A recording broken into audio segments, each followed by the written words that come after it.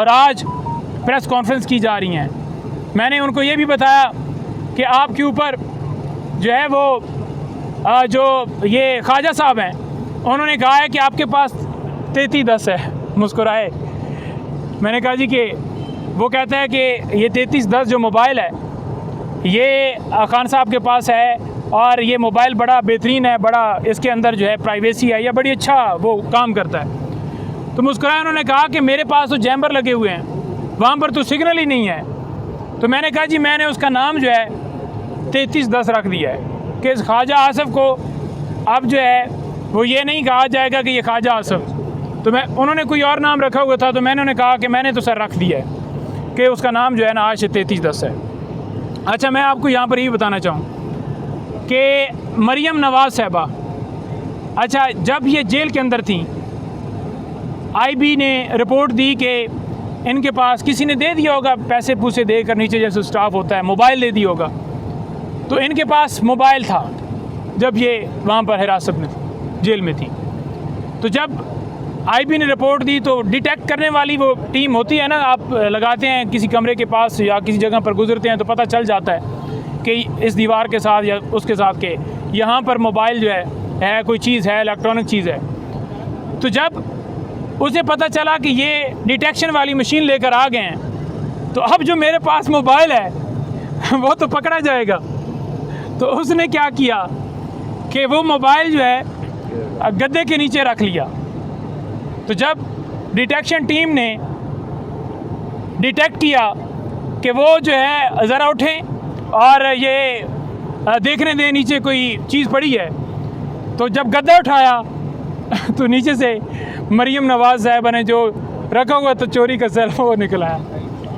तो आप देख लें कि जो आज फेक झूठे दावे करते हैं कि खान साहब को बड़ी फैसिलिटीज़ दी गई हैं, खान साहब इस वक्त भी डेथ सेल के अंदर हैं और खान साहब का अल्हम्दुलिल्लाह मोराल बहुत बुलंद है। जब भी उनसे मुलाकात होती है खान साहब हमेशा हौसले की, हिम्मत की बात करते हैं। जब भी उनसे मुलाकात होती है तो वो कहते हैं कि बुज़दिल आदमी से बेहतर है इंसान की मौत आ जाए। और वो कहते हैं, बल्कि आज उन्होंने ख़ास तौर पर मुझे लाइन दी कि मैं जाकर ये बात करूं, और आप तमाम लोगों को ये कहता हूं कि आप सारे लोग ट्वीट करें, बेशक आप उसके ऊपर पोस्ट करें कि खान साहब ने कहा है कि मैं जो ये दुनियावी जो इस वक्त यजीद है, जो दुनियावी शिमर है, मैं इससे किसी सूरत जो है वो नहीं डरता, न डरूँगा, बल्कि मैं अल्लाह ताला से डरता हूँ और उसी से मदद मांगता हूँ। ना मैं डरूँगा, ना मैं झुकूँगा, अपने मौक़िफ़ पर कायम। इसके साथ खान साहब ने बलूचिस्तान के हवाले से जो अख्तर मैंगल जो हैं साहब ने नैब का जो केस है, अलकादर ट्रस्ट हो या तोशा खाना हो, जो खान साहब के ख़िलाफ़ हैं, वो सिर्फ यहाँ पर चल रहे हैं क्योंकि सुप्रीम कोर्ट ने ये हुक्म दिया हुआ है कि ये ट्रायल जितने भी केसेस चल रहे हैं उनका फ़ैसला ना दिया जाए, तो लिहाजा ट्रायल नहीं चल रहा है। जैसे आपने देखा होगा कहीं पर जरदारी का, नवाज़ शरीफ का या किसी का कोई ट्रायल जारी नहीं है, सिर्फ खान साहब का। और दूसरे number per day to day hearing भी कहीं पर पाकिस्तान में नहीं हो रही, सिर्फ खान साहब के केसेस के अंदर हो रही है। अच्छा, अब मैं आपको बताना चाहूँ कि जो अलकादर ट्रस्ट केस है, जब खान साहब को हमने बताया कि जो पटिशन आपने सुप्रीम कोर्ट के अंदर दायर की हुई है, अगर वो पटिशन जो है उसका फ़ैसला आपके हक़ में आता है, यानी अगर आपके ख़िलाफ़ आता है, तो डेफिनेटली आप जो है वो ये इसके ऊपर असर होगा और इस वजह से उस फ़ैसला दिया नहीं जा रहा अलकादर ट्रस्ट केस का, वो जो सुप्रीम कोर्ट में है, इस वजह से नहीं दिया जा रहा क्योंकि रीज़न ये है कि काजी फाइज़ साहब वो फ़ैसला लेकर बैठे हुए हैं 2.5 महीने से, और अगर 2.5 महीने के बाद भी फ़ैसला नहीं आया, उसकी रीज़न सिर्फ ये है कि जल्दी से जल्दी खान साहब को यहाँ से सज़ा हो, जब सज़ा हो जाएगी तो उसके बाद वो फ़ैसला भी आ जाएगा। खान साहब को बताया कि अगर आपकी दरख्वास्त जो आप लेकर गए हुए हैं, यानी तरामीम को जो चैलेंज किया है, अगर आपके हक़ में फ़ैसला आता है तो डेफिनेटली वो एक असर रखेगा, आपके ख़िलाफ़ जाएगा, यानी कि इस केस के ऊपर तो असरअंदाज होगा।